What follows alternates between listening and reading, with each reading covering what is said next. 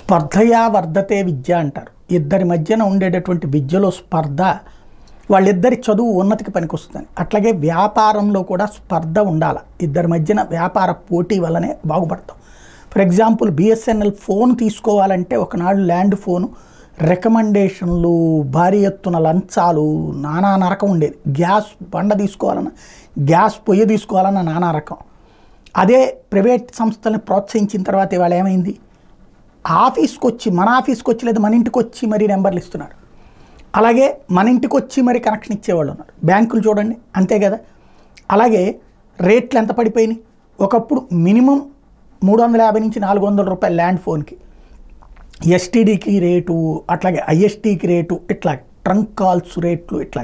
ఇవాళ వచ్చేటప్పటికి విదేశాల్లో ఉన్న వాళ్ళకి వాట్సాప్ కాల్స్ సరదాగా వాడుకోగలుగుతున్నాం, రకరకాలైనటువంటిది వాడుకోగలుగుతున్నాం, ఫేస్బుక్ కాల్స్ అని ఇట్లాగా ఎక్కడా తగ్గట్లేదు. కానీ అతి తక్కువకి వచ్చేస్తుంది. అప్పుడు నెలవారీ ఖర్చుతో పోల్చుకుంటే ఏడాదికి పెట్టిన ఖర్చుతో ఇవాళ రోజున దానికి ఇంక్లూడింగ్ డేటాతో సహా పొందుతున్నాం. ఇది స్పర్ధ వల్లనే వచ్చింది కదా. అట్లాగే కరెంట్, ఇదివరకటి రోజుల్లో బొగ్గు ఆధారిత విద్యుత్ లేకపోతే ఏదైనా సరే ప్రభుత్వ పవర్ సెంటర్లు మాత్రమే ఉన్నప్పుడు ఏమయ్యేది, కరెంటు కోతలు ఎక్కువగా ఉండేది. ఎందుకంటే అక్కడ ప్రొడక్షన్ పెంచాలి అంటే సిబ్బందిని పెంచమని ఉద్యమాలు, మధ్య మధ్యలో ధర్నాలు, ఆందోళనలు, అలాగే వాళ్ళ జీతాలు పెంచడం. వాళ్ళ జీతాలు పెంచినప్పుడల్లా ఆ భారం తీసుకొచ్చి మళ్ళీ ప్రజల మీద మోపడమే జరుగుతూ ఉండేది. అక్కడ పోని పొల్యూషన్ లేదంటే పొల్యూషన్ ఎట్లాగ ఉంటాను.